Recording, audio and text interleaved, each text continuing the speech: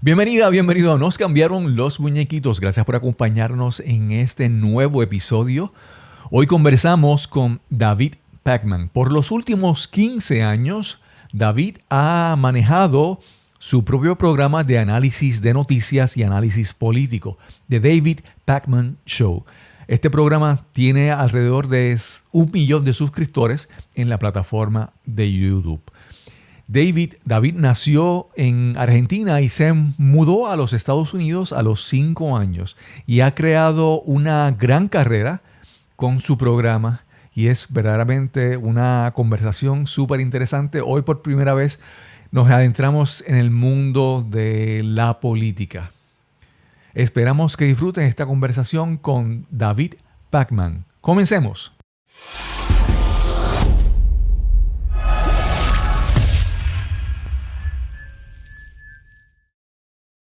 Saludos, bienvenidos a Nos cambiaron los muñequitos. Hoy vamos a tener una conversación que va a ser súper interesante y para mí súper retante, porque voy a hablar con una persona que, aunque es joven, tiene una experiencia increíble. Para que tengan en contexto, ya él tiene un canal de YouTube de 15 años. Así que ella es un experto y mientras yo me siento un completo novato comenzando en todas estas cosas. Hoy vamos a conversar con David Pakman o David Pakman. ¿Cómo estás, David? Bien, muchas gracias. Estoy súper honrado de tenerte contigo. A David lo conocí a través de su canal de YouTube, las famosas recomendaciones del algoritmo de YouTube, de videos para que tú veas y siempre me sorprendió su profundidad, su profesionalismo y algo increíble. Y en algún lugar leí que él había nacido en Argentina. Y yo dije, no parece, pero decidí entonces hacerle una pregunta si hablaba español y de esa pregunta inicial decidimos entonces hacer esta grabación y estoy súper agradecido de tener la oportunidad de conversar con David Pakman. David, naciste en Argentina. Háblanos sobre tus orígenes. Tu familia son migrantes que vienen de Europa. Háblanos sobre tu origen, por favor. Seguro, bueno, yo nací en Buenos Aires y mis padres también. Y de mis 4 abuelos, 3 también son nacidos en Argentina. Un abuelo, mi abuelo materno, era de Polonia. Y bueno, en los años 20, creo que 29, 31 más o menos, su familia se fue de Polonia a Buenos Aires, como muchas familias judías de Europa en ese momento del siglo XX. Y bueno, ahí se estableció mi familia y ahí vivimos. Yo a los 5, en el año 89, vinimos a Estados Unidos y estaba la situación económica en Argentina complicada, para decirlo de una manera, y Argentina en las últimas décadas muchas veces es un ejemplo de malas situaciones económicas, de inflación, de diferentes decisiones políticas y por supuesto, cuando yo nací en el 84 era poco después de la dictadura militar. Sí. Entonces, bueno, hubo muchos periodos complicados.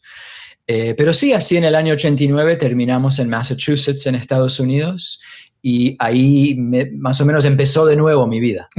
¿Y la mudanza se da porque tus padres estaban buscando mejores opciones de trabajo, profesionales, o qué hacían tus padres?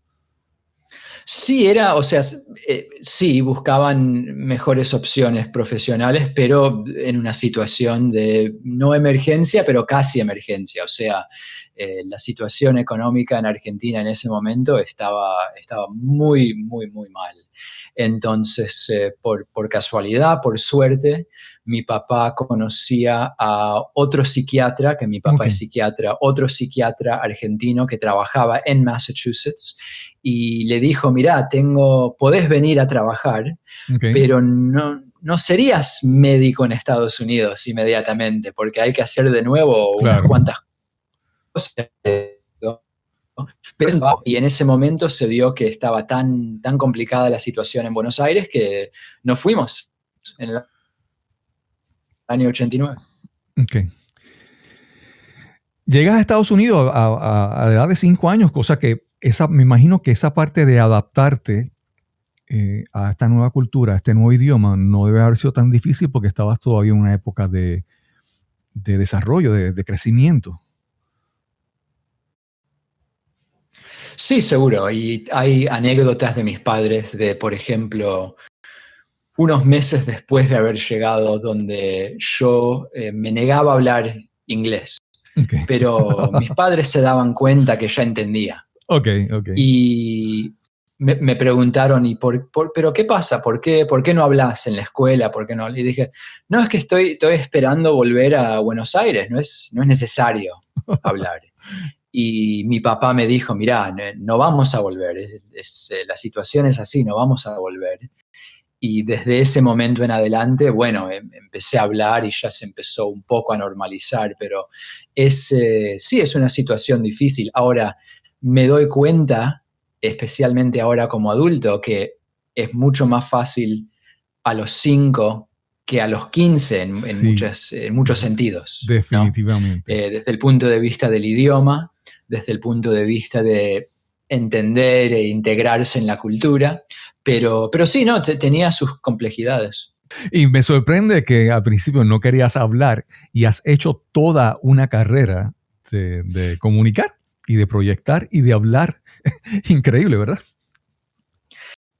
Eso, no lo pensé en esos términos, pero es interesante. Claro que yo podría trabajar en campos donde hablar no es tan importante, hablar con otra gente por ahí sería menos sí. importante, pero no, es una observación interesante. Sí. David, ¿qué estudiaste? Yo estudié en UMass, University of Massachusetts, estudié economía y comunicación. Okay. Y siguiendo eso, entré directamente a Escuela de Negocios en Bentley. En ese momento era Bentley College, ahora es Bentley University en la zona de Boston. Y ahí estudié negocios. Qué bien, qué bien. Cuando escogiste esa carrera, ¿tenías en mente tenías algo proyectado en qué querías hacer con tu vida? ¿Escogiste eso pensando en algo o fue a veces decisiones que tomamos como adolescentes por hacerlo? ¿Cómo te veías tú en ese momento? Bueno, me daba cuenta con cada año en la escuela que tenía menos interés de trabajar en campos tradicionales, como por ejemplo en la escuela de negocios, la mayoría de mis compañeros iban a trabajar en bancos o en finanzas, ese tipo de cosas. Y me di cuenta por un par de pasantías que hice que no me interesaba a mí. Por suerte ya en ese momento había empezado mi programa. Cuando estaba en el tercer año en UMass, empecé el programa de una manera muy casual. Claro. Y tenía la idea de, al terminar el Masters de Negocios, probar un año, hacer el programa de una manera más profesional, más como un trabajo de verdad, digamos. Claro. Y decidí hacer eso. Te pregunto, dijiste que de manera casual, estamos hablando hace 15 años atrás, que ahora todo el mundo conoce YouTube, todo el mundo quiere hacer algo en YouTube o quiere hacer contenido, pero hace 15 años atrás eso era como que, eso que dices de manera casual, no es tan casual, ¿verdad? Era algo que estaba comenzando, que no tenía tanto potencial de manera visible, ¿verdad? Para una persona que era tal vez visionario, sí lo ve, pero ¿cómo se surge eso de que empiezas a crear tu programa? Surgió de una manera muy lenta en la práctica. O sea, el programa hace 15 años no tenía nada que ver con el programa que uno ve ahora. Uh-huh. Hace 15 años era un programa en el sótano de una estación comunitaria en Northampton, Massachusetts. Era solo audio, era una vez cada 2 semanas. Entonces, imagínate, ahora es un programa de todos los días, 5 días por semana, con video. En ese momento era solo audio una vez cada 14 días. Y con el tiempo, a medida que me interesaba más, empezó a ser una vez por semana. Agregamos un componente visual en el 2009 y en el año 2008 en realidad fue cuando tuve la idea de agregar el componente visual y ese periodo de explorar eso duró 7, 8 meses. Después de 7, 8 meses finalmente conseguimos las cámaras, los componentes visuales y empezó como la próxima etapa del programa. Sí. Y claro, desde ese momento YouTube en el año 2009 era otra cosa. Uh-huh. Y por supuesto ahora con los teléfonos celulares y la mitad del público consumiendo el contenido de video en el teléfono celular, ya es otro mundo completamente. Claro. Y entonces en el caso de, por ejemplo, para que veas el alcance de YouTube, de esa plataforma, que creo que es la segunda herramienta de búsqueda más para, aparte de Google. Yo, por ejemplo, anoche estaba tratando de reparar un abanico de techo y lo primero que hago es busco en YouTube. Y se ha vuelto está tan metido en nuestras vidas que, por ejemplo, yo aprendí a hacer un podcast a través de videos en YouTube. Y se ha vuelto, es algo que ya es parte natural de nuestra vida cotidiana cada día. Y te pregunto, inicialmente, cuando comenzaste en el sótano de la estación comunitaria, ¿los temas eran parecidos ahora? ¿Estabas hablando de análisis de política? ¿Estabas hablando de economía? ¿De qué hablabas en esos inicios? Era muy parecido al programa de ahora. Por supuesto, tenía menos experiencia yo y era otro momento político totalmente. O sea, en ese momento el presidente era George W. Bush. Sí. Y yo era mucho más joven, por supuesto, en ese momento, entonces mi perspectiva ha cambiado con el tiempo. Y no, pero en un sentido general era un programa muy parecido en ese momento. Claro. Mencionas a George W. Bush y es algo que he hablado, algo que he pensado, no lo he dicho, y de repente es que con el presidente que tenemos, de repente a veces miramos atrás a Bush y lo miramos con cierta añoranza, como que wow, ante el presidente que tenemos, George W. Bush, aún con todas sus limitaciones, era ¿verdad? Tenía mucha más capacidad, vamos a decirlo así, que el presidente que tenemos actual ahora. Claro, era otra cosa y es una conversación con la cual quiero tener cuidado porque hay veces que en mi programa digo cosas como, por ejemplo, cuando pensamos en el año 2012 y la posibilidad de que Mitt Romney lo reemplace a Obama,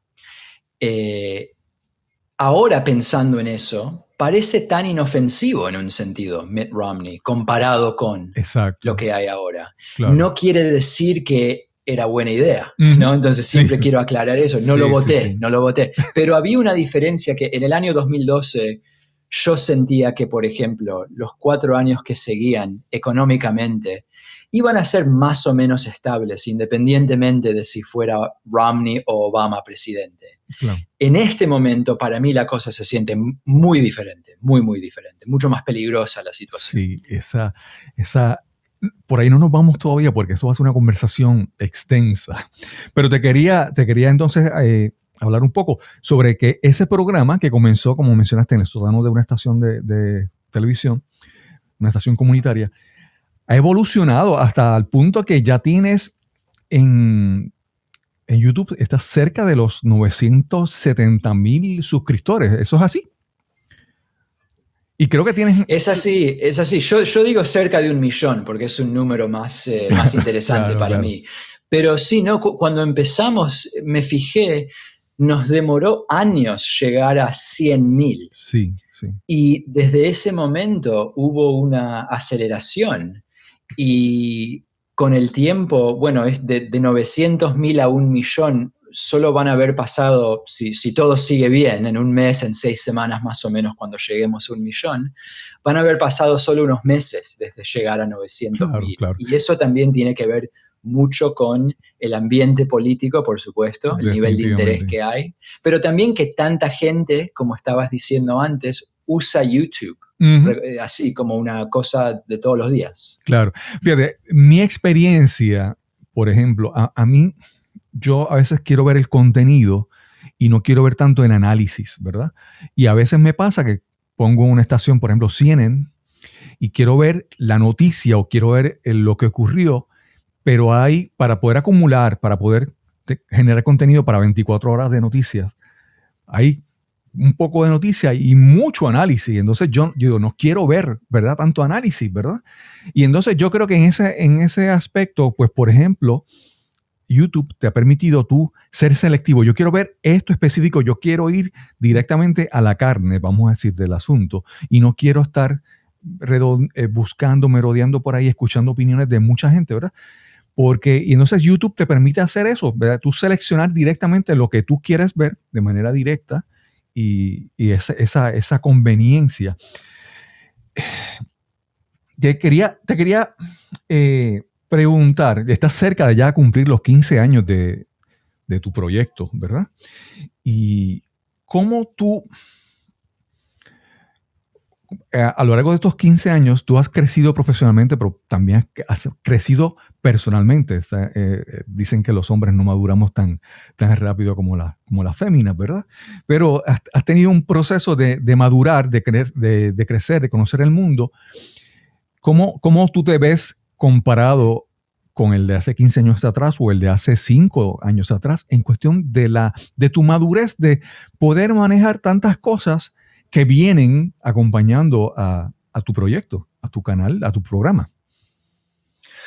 Bueno, desde el punto de vista político, que es lo que más se ve, si alguien es un seguidor del programa, lo que ven todos los días es la perspectiva política, ¿no? Entonces, hablemos de eso un poco primero.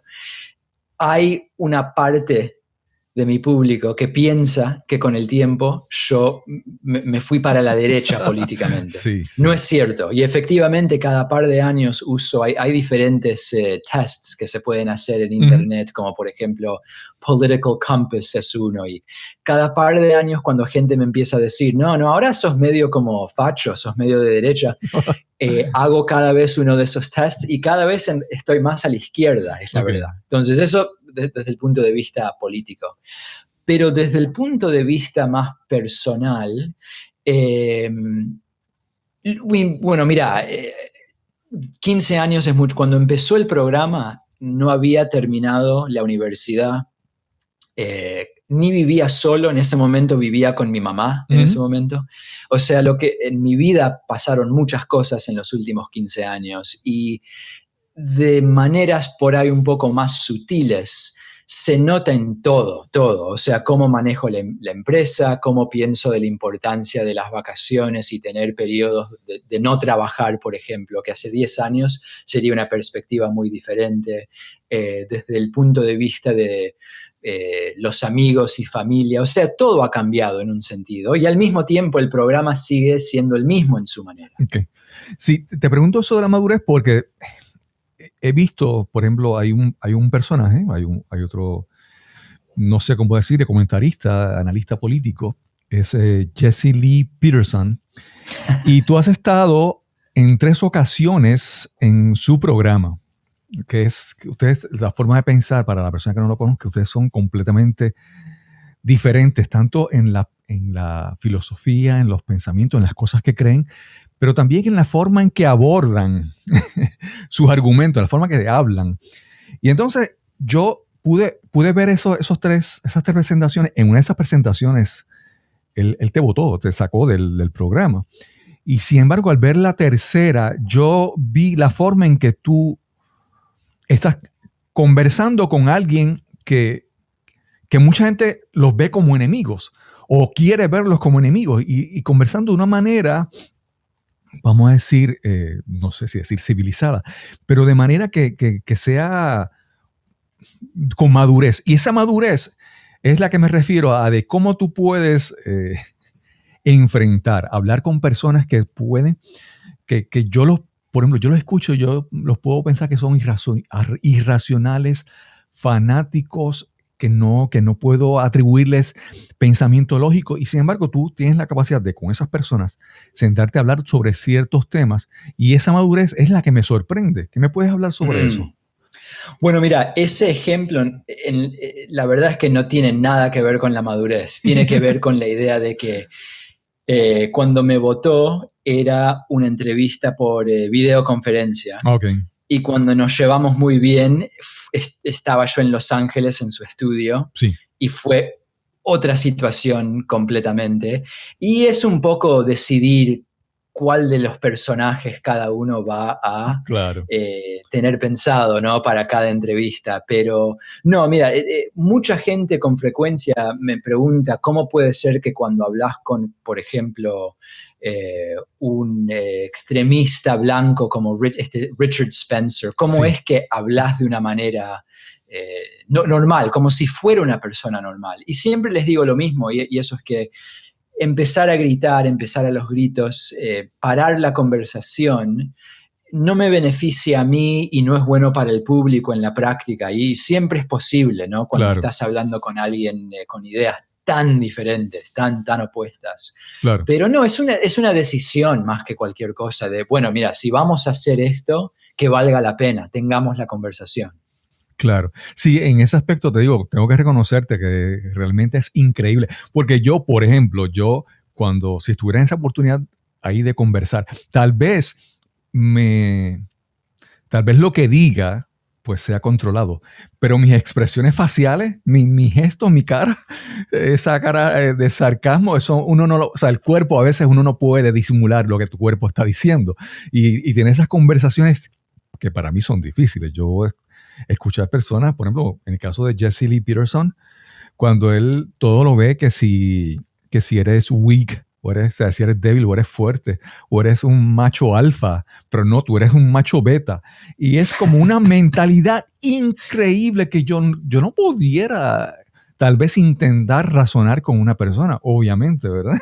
Pero es realmente, y agradezco, yo como te digo, le llamo madurez porque agradezco que tú tengas esa oportunidad de hablar con estas personas ¿verdad? Y que las ideas fluyan sin que la parte personal, las ganas de gritar. Bueno, en esa entrevista en particular que mencionaste en Los Ángeles con Jesse Lee Peterson, medio en chiste, al final de la entrevista dije que yo pienso que esta entrevista va a ser de mucho interés para los sociólogos del futuro, para los psicólogos del futuro. Sí, lo escuché. Y era como medio un insulto en un sentido, pero al mismo tiempo era cierto de su manera.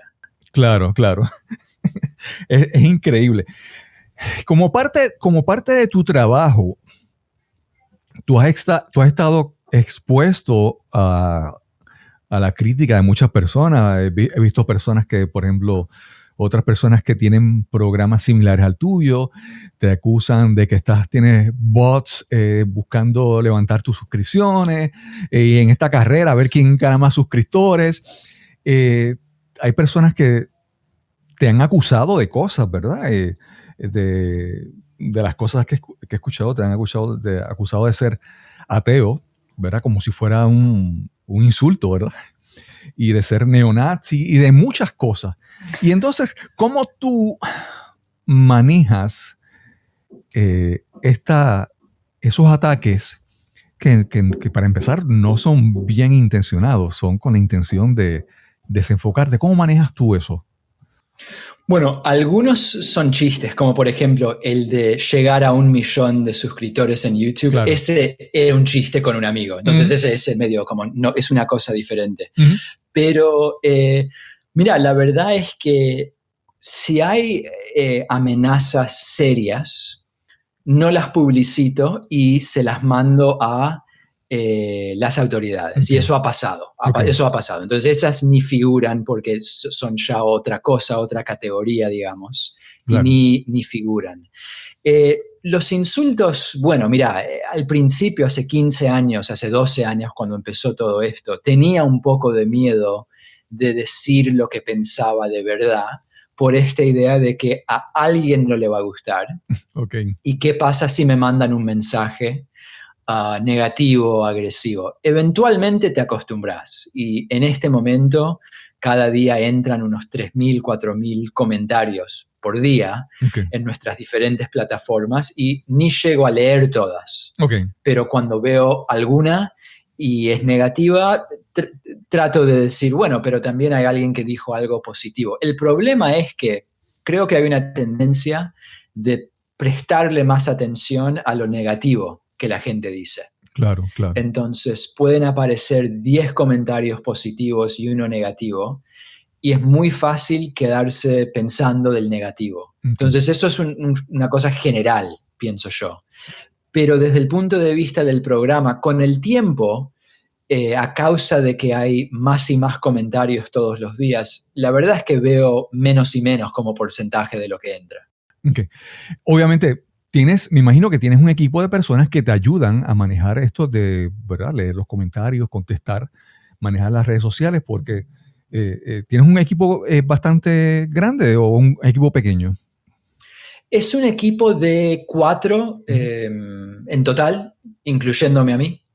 Y en general, la idea mía es que el programa en sí es donde hablo con gente de temas políticos. Y en principio, cuando gente manda emails, tenemos en nuestro sitio web algo que dice que si mandas un comentario político, alguien lo va a leer, puede ser que sea yo, puede ser que no, y si es una idea para algo del programa, va a llegar al lugar apropiado, pero que es imposible que yo converse de política por email con el público. Claro. No es posible. Claro. Lo mismo por Twitter. Entonces, en principio, la idea es que el equipo le preste atención a lo que va entrando y cuando hay ideas interesantes se hablan en el programa, pero básicamente la discusión política tiene que estar limitada a el programa porque si no es imposible. Claro, claro.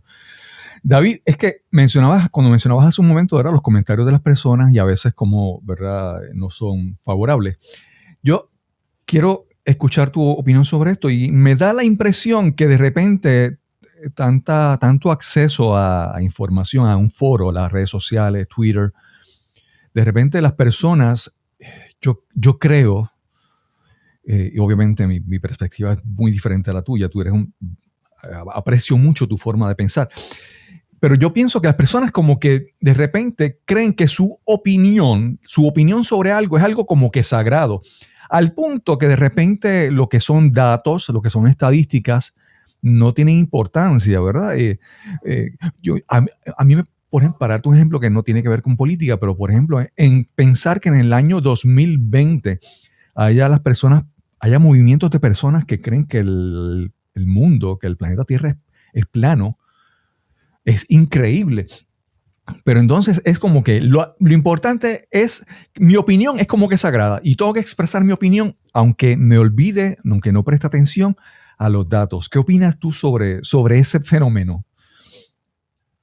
Bueno, hay dos partes. Primero está la idea de opiniones sagradas. Y hay un término en inglés que es vaca sagrada, sacred cow, sí, que es una idea que se usa con frecuencia. Y mi punto de vista es que si uno no está siendo ofensivo solo por ser ofensivo, ¿no? A propósito, para generar un ambiente negativo, no debería existir esta idea de ideas que no se pueden cuestionar, ideas que son sagradas. Pienso que es mejor, claro, en general que eso no exista, pero al mismo tiempo hay que poder establecer algunos hechos para poder tener estas conversaciones de una manera lógica.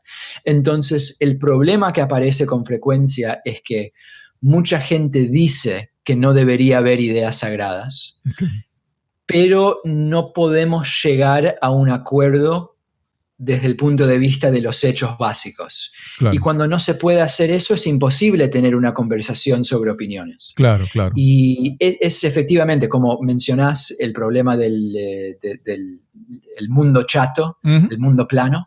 Ese es un problema serio, pero hay muchos otros y especialmente ahora con lo que está pasando con el virus es muy importante y está teniendo repercusiones de verdad. O sea, son cuánta gente muere, ¿no? Es una cosa muy, muy en serio. Y sin poder establecer hechos básicos es muy difícil crear una base de discusión honesta. Claro, claro. Tú piensas, hay personas, algunos pueden decir que Trump es bueno, en Puerto Rico decimos, ¿verdad? Sobre nuestros líderes. Hemos tenido nuestras complicaciones políticas en los últimos años y nuestra crisis también económica. Pero decimos que el pueblo tiene los líderes que se merece o que, ¿verdad? Que escoge, ¿verdad?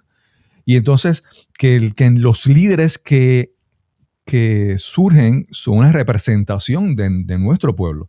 En el caso de Trump, uno pudiera pensar que es una anomalía o es una manifestación cada vez más clara de lo que es Estados Unidos o de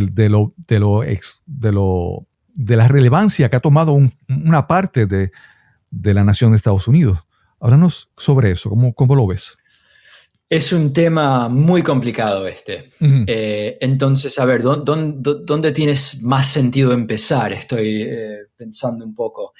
Es verdad que, por ejemplo, pensando en la elección de noviembre, uh-huh, yo he dicho ya muchas veces que si después de todo lo que ha pasado, después de cómo ganó Trump en el año 2016, y todo lo que ha pasado desde ese momento, 15.000 mentiras, promesas falsas, promesas imposibles, promesas de cosas que nunca iban a pasar. Y últimamente, los últimos 6 meses, el manejo del coronavirus.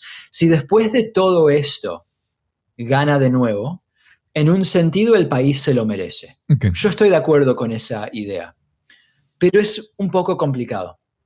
Porque Estados Unidos es un país muy, muy grande. Sí. Es uno de los países más grandes del mundo desde el punto de vista de población. Claro, claro. Y hay zonas del país que serían países grandes comparado con Europa, comparado con otras partes del mundo, que están completamente en desacuerdo con todo lo que se está haciendo, todo lo que está pasando.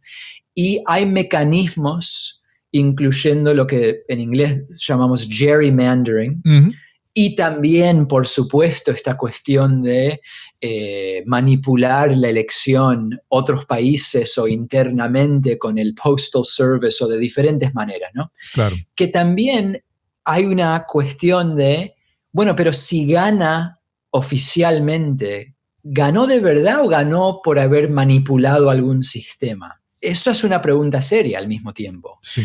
Entonces, para medio resumir un poco, estoy de acuerdo que al final, si gana de nuevo, nos merecemos 4 años más y algunos de nosotros vamos a tener que decidir, bueno, ¿qué hacemos? ¿Nos sí. vamos si es posible o no? No todos se pueden ir. ¿Qué va a hacer cada uno? Claro. Pero al mismo tiempo, yo no tengo mucha confianza de que lo que se anuncia el 3 o 4 de noviembre va a ser el resultado verdadero. Claro, claro.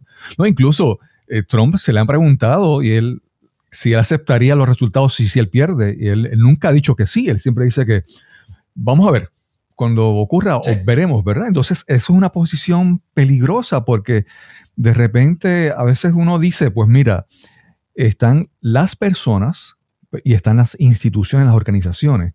Y las instituciones están para asegurarse que el individuo pues no falle, ¿verdad? Cualquier error de una persona, las instituciones democráticas lo van a cubrir. En el caso del presidente Trump, con el caso del servicio postal, que ha habido un montón de manipulaciones y cosas que tú ves que preocupantes, ¿verdad? Y entonces te quería... Se me fue un momento la pregunta. Me parece que te quería preguntar porque hay veces que sería como el síndrome, vamos a decir, tal vez no sea el ejemplo que me viene en la mente, el síndrome de la mujer maltratada. Una mujer maltratada por su pareja, de repente hasta lo defiende.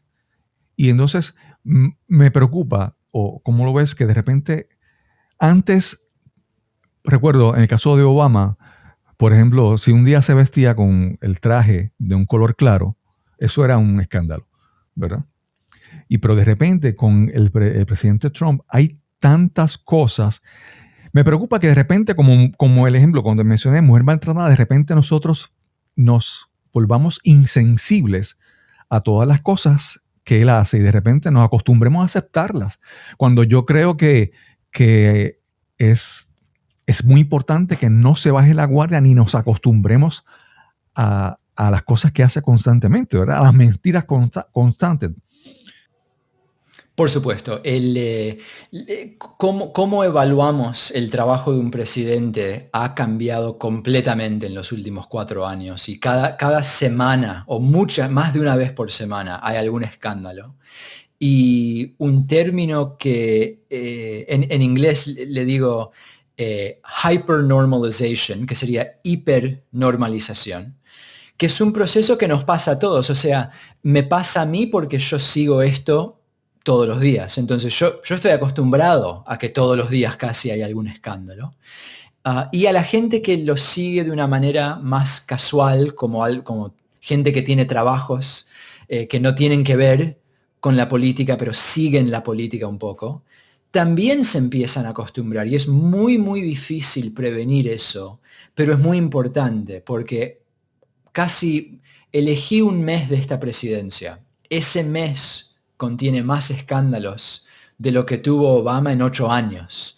Pero al mismo tiempo es como que humanos se acostumbran muy fácilmente a la situación actual y es un problema serio desde el punto de vista de la elección. Claro, claro.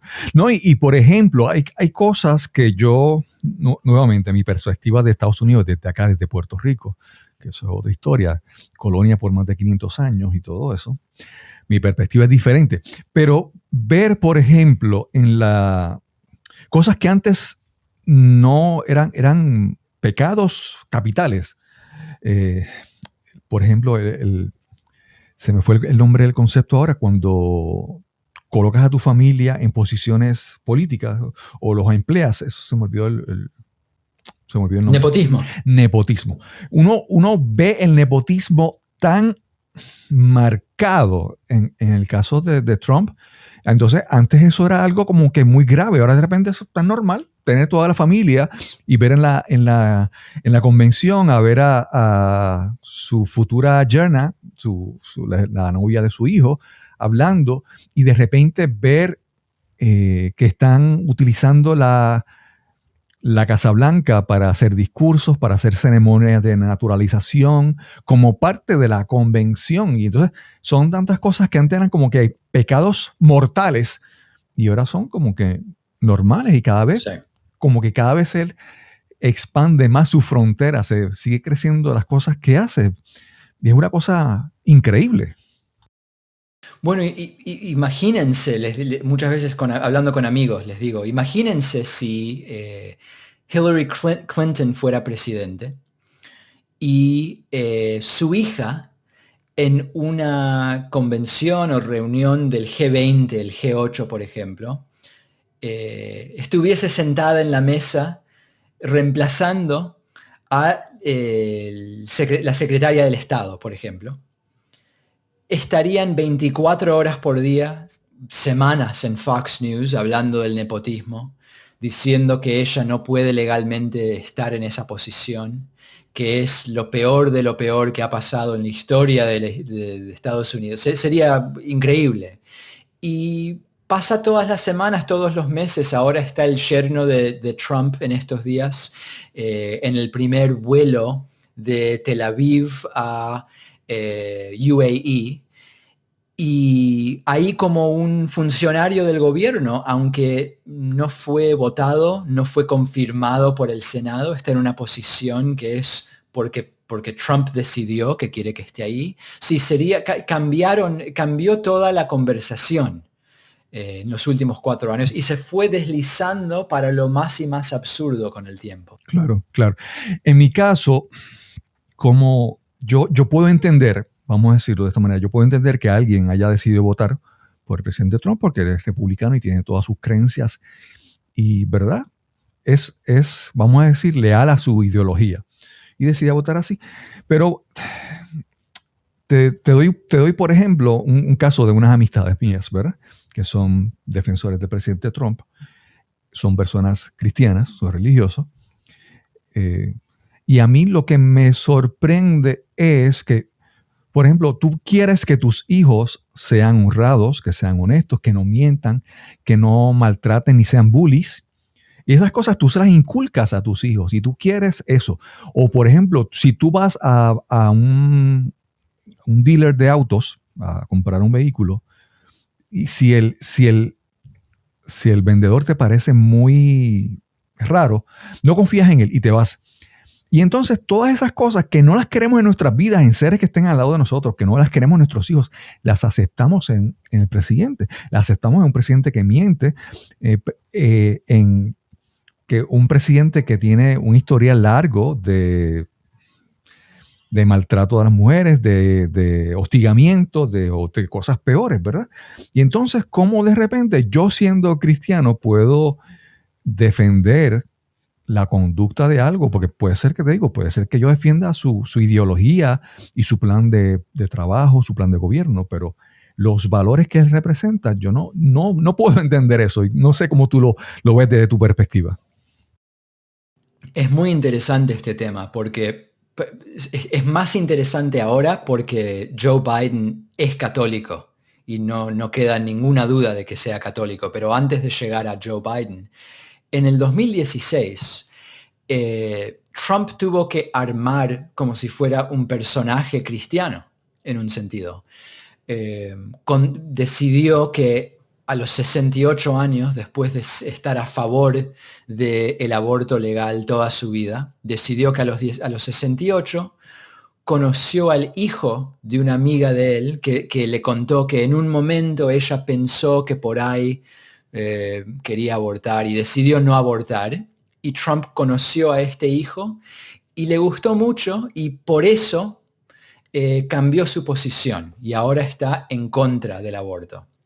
Ahora, para mí no es una historia muy creíble, pero era una historia que le dio por lo menos una posibilidad al votante cristiano de decir, mira, tuvo un cambio de opinión y ahora eventualmente, demoró 68 años, pero eventualmente llegó a la posición apropiada, por ejemplo. En entrevistas diciendo famosamente que la Biblia es su libro favorito, ahí con el libro que escribió él, ¿no? Sí, sí. Entonces el punto es que la verdad siempre fue que para muchos de estos votantes, particularmente evangelistas cristianos de derecha, no es tanto lo que hace el candidato, es más lo que dice el candidato, y Trump es un ejemplo perfecto de eso. Claro, claro. ¿Tú piensas, te pregunto, piensas que los 8 años de Trump, perdón, de Obama, disculpa eso, que no sea una predicción, esos 8 años de Trump, los 8 años de Obama haya sido que haya tenido un efecto, digamos, represivo tan grave, por ejemplo, que alguna población en Estados Unidos se haya sentido tan oprimido durante esos 8 años que de repente hayan explotado y hayan salido a la luz pública de una manera más abierta? No sé, porque, por ejemplo, el primer presidente negro de Estados Unidos, ¿verdad? Por 8 años, que no hubiera escándalos mayores. De repente es como que se sentían tan molestos con la situación que de repente decidieron salir a la luz pública. ¿Piensas que haya sido así o cómo lo ves? Yo pienso que sí, pero teniendo cuidado para ser específico de qué quiero decir diciendo que sí. Entonces, a ver, para empezar, hay un grupo de izquierda en Estados Unidos que dice que Obama causó a Trump desde el punto de vista de que siendo muy del centro Obama, o sea, sin ser de izquierda de verdad, desilusionó a la izquierda de lo que puede ser un presidente demócrata, a tal punto de que muchos demócratas no votaron en el año 16 y permitió eso que Trump gane, por supuesto, en estos 3 estados por unos 77,000 votos. Yo no estoy de acuerdo con eso. Ahora, sí pienso que tener un presidente negro, con un padre negro, ¿no? Activó, no creó necesariamente, pero activó a un movimiento que ya existía y eso sí puede ser parte de la explicación de cómo ganó Trump en el año 16, con 100 otros factores, por supuesto. En una elección tan apretada, muchas cosas pueden ser lo que cambia, no sé, quién gana Pennsylvania, por ejemplo, pero pienso que sí, que hubo, y lo importante es que no era necesario que sea Trump, ¿no? Otros candidatos republicanos también se hubieran beneficiado de este grupo que se activó porque hubo un presidente negro por 8 años. Claro, claro. David, a mí como te mencioné hace un momento, ¿verdad? Me preocupa que de repente, más que Trump, ¿verdad? Porque si muchas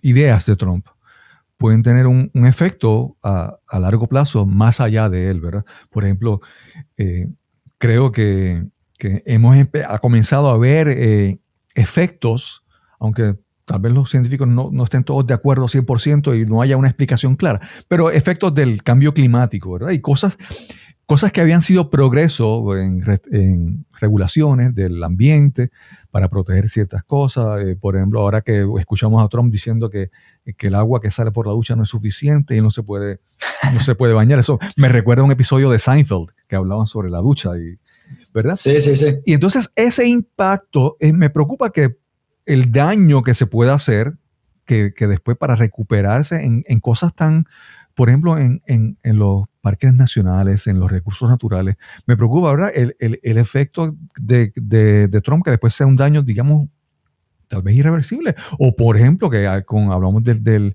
servicio postal, que de repente se haya dañado tanto que se privatice y no haya vuelta atrás.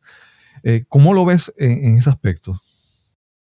Bueno, estoy de acuerdo y por eso pienso que esta elección es muy importante, muy, muy importante y usaría la palabra peligro cuando estamos considerando lo que podría pasar en los próximos 4 años. Ahora, hay ciertas cosas que se pueden cambiar en más o menos poco tiempo, cosas que Trump hizo con órdenes ejecutivas, por ejemplo, especialmente las que son medio como que él dirige a cierto departamento que, no sé, le preste más atención a tal cosa. Eso se puede cambiar en poco tiempo. Desde el punto de vista del medio ambiente, ahí sí que cada día perdido es un día que se va, se evapora, no se puede recuperar y duplica el trabajo que va a ser necesario cuando alguien que, bueno, como mínimo acepta la ciencia, tome el mando y esté en control. Entonces, para mí esa es la parte más peligrosa de lo que está pasando. Intermedio a esto está, por ejemplo, el tema del sistema de salud. Bueno, mira, perdimos 4 años, no se mejoró el sistema. Por ahora, Trump no lo empeoró mucho, lo empeoró un poco, pero con suerte en 2 años, si gana Joe Biden y especialmente si los demócratas ganan el Senado, por ahí en los próximos 2 años se puede mejorar de nuevo el sistema. Entonces es como un espectro de las cosas que se pueden dar vuelta en poco tiempo, los temas perdidos y cosas intermedias. Claro. Mira, yo recuerdo el caso de Clinton, recuerdo que no recuerdo el libro que leí, pero en un libro que había leído hablaban sobre cómo Clinton era, que él era un ávido lector, él leía mucho, era una persona muy informada, que incluso recuerdo que él decían que el Clinton, en el caso de él a veces leía libros hasta de ficción y después preguntaba, ¿este escenario que presenta esta novela es posible, verdad? Era una persona que leía mucho. Y de repente cuando encontramos mencionaste la ciencia ahora y de repente me vino a la mente la imagen de cómo si se podía poner la luz por las venas o algo, o con el desinfectante, inyectaron el cuerpo. A mí lo que me preocupa es también el daño en el pueblo, que de repente la ciencia, los datos, las estadísticas no sean importantes si contradicen mis creencias, ¿verdad? Y mira, por ejemplo, uno puede estar enfermo y uno puede creer lo que uno quiera. No, eso es catarro o gripe, lo que sea, pero si vas al médico, el médico te diagnostica, esa es la realidad, eso es lo que pasó, ¿verdad? Y tú puedes decir lo que sea, pero eso es el dato. Y me preocupa a veces eso, el daño en cómo un pueblo o una nación cambia su forma de pensar, su forma de aceptar lo que son datos, lo que, ¿verdad? Y cuando estamos ahora en una crisis tan histórica, es increíble, sin precedentes, por lo menos en los últimos 100 años, ¿verdad? De que la ciencia tiene que tomar un rol, ¿verdad?, importante para poder manejar. Entendemos la presión de la economía, los trabajos y todo eso, pero que de repente la ciencia no sea tan importante porque un presidente no le da importancia. No sé cómo. Me preocupa el impacto en la nación, en los niños que están creciendo, que se están educando. Me preocupa eso. Sí, este es un problema cultural, es un problema del sistema educativo, es un problema de los medios, es un problema muy complicado con muchos componentes y en diferentes partes del país es más o menos un problema una parte u otra. O sea, hay partes del país donde el problema puede ser iglesias particularmente de derecha que dicen y enseñan directamente que no hay que creer en la ciencia. En otras partes del país es un problema más económico, donde las escuelas son más pobres. Entonces no es por maldad, pero es por cuestión económica que no están aprendiendo los estudiantes cómo pensar ciertos tipos de problemas y ese tipo de cosas. Y también está el problema cultural. O sea, en el año 2012 era más, bueno, es igual de problemático ahora, pero se hablaba más en estos términos en el año 2012 y 2016 del sistema educativo como un sistema fundamentalmente de izquierda que va a indoctrinar a los estudiantes. Y eso causa una hostilidad, ¿no?, contra el sistema. Entonces, dependiendo del momento, dependiendo de la parte del país, son 3 o 4 problemas diferentes que se juntan ahí, que mencionás, y yo no sé cuál es la solución. Claro, claro. No, y nuevamente, el asunto, como tú mencionas, que no sabe la solución, el asunto es que muchas veces uno no sabe la solución o uno no sabe, pero eso no impide que tú prestes atención, que le prestes tiempo y energía mental para tratar de ver las cosas, ¿verdad? No, no aceptar todo como, ¿verdad? Tenemos grandes retos y tenemos que enfrentarlos. No podemos decir, no, que aquel decida por mí. Yo creo que en este programa, por lo menos en este podcast, no hablamos de muchas cosas políticas, pero hemos, ¿verdad?, entrado en este tema hoy porque me preocupa la parte de que muchas personas, como te mencioné, de repente no, cosas normales como lo que son la ciencia, la estadística, los datos, cosas que son reales, de repente no se consideran y creo que es nuestra responsabilidad como ciudadanos en Puerto Rico y en cualquier país, estar alertas, informados, saber y para tomar decisiones. No podemos ceder la decisión a otras personas o que alguien nos diga cómo decidir. Yo creo que esa parte de nosotros, el libre albedrío de poder analizar, poder escoger, poder evaluar, tenemos que hacerlo. Y si tú escoges votar por el tal líder político porque tú crees en su plataforma política, pues bien, pues. Pero creo que es responsabilidad de cada ciudadano pasar juicio y hacer análisis dentro de, ¿verdad?, la mayor capacidad que uno tenga para juzgar eso. Creo que es muy importante. Como tú mencionas, estamos en una época que es peligrosa. Estoy de acuerdo y lo único que agregaría es que hay un movimiento político de derecha que diría lo que dijiste y nada más desde el punto de vista de, mira, es el trabajo de cada uno estar informado y decidir, punto. Bueno, sí, pero también tenemos que asegurarnos que el sistema educativo está funcionando y funcionando bien. Tenemos que asegurarnos que los medios están trabajando como deberían trabajar y no queremos parar solo en cada uno debería informarse. Chao, ya está. ¿no? Y creo que eso también es importante. Sí, no, entiendo tu punto. Lo que te quiero decir es que, por ejemplo, hace un tiempo, no recuerdo quién hablaba, de que muchas veces cuando yo creo, no, ¿verdad? A veces nosotros queremos hacer cosas que nos faciliten el proceso de nuestra vida, ¿verdad? Por ejemplo, mencionamos la parte de las etiquetas. Yo creo que cuando un niño va creciendo, él tiene conceptos como que esto es bueno, esto es malo, esto es... las etiquetas nos ayudan a aprender a desarrollarnos. Pero llega un momento en que en nuestras vidas que las etiquetas se vuelven, que tú eres izquierda, derecha, liberal, progresista, de repente las etiquetas se vuelven una manera fácil de explicar cosas que son más complicadas. Y entonces, cuando tú ves que nosotros, el Partido Republicano contra el Partido Demócrata, entonces las personas dicen, bueno, yo escojo ser parte de esta tribu y que digan, ¿verdad? Que me digan cómo pensar, que me digan cómo comportarme, ¿verdad? Y aunque, ¿verdad?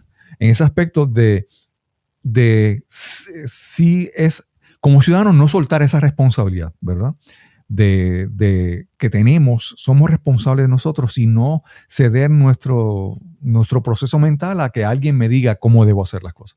Y creo que eso es mi forma de verlo, ¿verdad? Por supuesto. Y también es importante entender que hay, o sea, es estar expuesto a que hay una infraestructura más detallada y más profunda para evaluar lo que vemos en el mundo y cómo uno puede pensar los problemas y hacer decisiones. Y esa es la parte que hay veces que, desde mi punto de vista, la derecha americana prefiere no informar y no preparar a la gente, empezando desde cuando son chicos, para poder hacer eso. Claro. David, realmente agradezco tu disposición para tener esta conversación, porque nuevamente te había conocido a través de las redes y me gusta tu forma no de presentar ideas por presentar ideas, sino presentar ideas y favorecer un proceso mental de uno, mira, evalúa, observa, ve y toma decisiones, que no es, ¿verdad? Es muy importante en este momento que entendamos que, ¿verdad? Que hay que informarnos, tomar decisiones y no ceder nuestra responsabilidad a otras personas. Y agradezco realmente que hayas accedido a esta oportunidad de conversar conmigo. ¿Dónde te pueden conseguir las personas? Te pueden conseguir en tu página web y en tu canal. Por supuesto, el lugar más céntrico y más fácil es mi sitio web, que es davidpacman.com, y por supuesto tengo un canal en YouTube, me pueden encontrar en Twitter, donde quieran, estoy en todas partes y te agradezco muchísimo la invitación y con suerte podemos hacerlo de nuevo. Claro. David, algo que quiero mencionar, que personas que puedan ver este programa, es que yo he visto que tú tienes para personas que son, digamos, empresarios digitales, que quieren crear contenido, tú tienes tú tienes un mecanismo de membresía donde tú generas ingresos dentro de tu propio ecosistema, ¿verdad? Que te ha sido... Sí. Hay personas que dependen de Patreon, o hay personas que dependen de los anuncios en YouTube, ¿verdad? Si nos puedes hablar un poquito de esa parte, como parte educativa para cualquier persona que pueda tomar ideas de cómo hacer cosas en las redes, en YouTube. Sí, seguro. Entonces, la idea es que mi programa principal, que es de 1 hora por día, es gratis para todos y está disponible para todos, con alguna publicidad en el programa. Lo ponemos en YouTube, hay podcast, todo eso. Y la idea desde el principio era que algún porcentaje de nuestro público, seguramente número uno, tiene algunos dólares por mes con los cuales nos pueden apoyar. Y número dos, les interesa algo más, algo adicional, encima del programa de todos los días. Entonces tenemos este sistema de membresía y efectivamente los que se inscriben en el sitio web nuestro pueden obtener una versión del programa sin la publicidad y también un programa adicional todos los días que hacemos para ellos específicamente. Y con eso estimamos que es menos del 1% del público que hace eso, pero eventualmente si el público es suficientemente grande, el 1% o un poquito menos, se empieza a sumar a cantidades importantes para poder apoyar una empresa. Entonces, ese es el ingreso principal de la empresa. Claro. Sí, siempre hablamos de que uno busque diferentes income streams, ¿verdad? Por decirlo en inglés. Buscar métodos de entrada de ingresos para tu negocio digital, que no sea solamente todo por, digamos, por affiliates o que no sea todo por anuncios, ¿verdad? Que esa ventaja que te lo menciono, ¿verdad? Quería que lo mencionaras porque creo que es un modelo un ejemplo de un modelo exitoso en la parte de generar contenido digital en las redes, y cualquier persona que quiera usar tu ejemplo a seguir, que es un modelo que ha sido exitoso para ti. Sí, y lo que hay que tener en cuenta es que puede demorar. Para mí, por años, eran pocos miembros cada año que entraban, pero con el tiempo, siguiendo el esfuerzo, con el tiempo empezó a ser algo más significativo que nos habilitó la posibilidad de contratar a empleados y seguir creciendo y mejorando lo que estamos haciendo, pero fue con esfuerzo y después de muchos años. Claro. David, súper honrado de haber conversado contigo hoy. Agradezco enormemente tu aceptar esta invitación y nuevamente soy seguidor tuyo en las redes y sigue creando contenido valioso e informativo. Gracias igualmente y fue un gusto. Y sin más que añadir, nos encontraremos entonces en el próximo episodio de Nos cambiaron los muñequitos. Hasta la próxima.